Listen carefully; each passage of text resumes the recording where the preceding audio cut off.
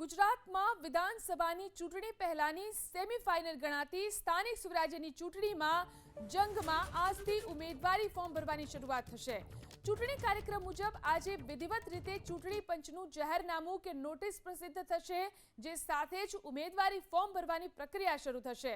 11મી April સુધી ઉમેદવારી form ભરાશે અને 13મી એપ્રિલે ઉમેદવારી ફોર્મની ચકાસણી થશે, જ્યારે 15મી એપ્રિલ સુધી ઉમેદવારી ફોર્મ પાછા ખેંચી શકાશે।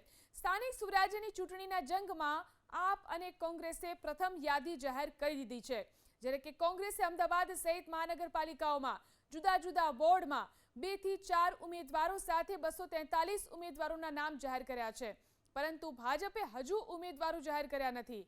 રાજ્યની 15 મહાનગરપાલિકા, 34 જિલ્લા પંચાયતો, 260 તાલુકા પંચાયતો અને 84 નગરપાલિકાની ચૂંટણી માટે 26મી એપ્રિલે મતદાન થવાનું છે।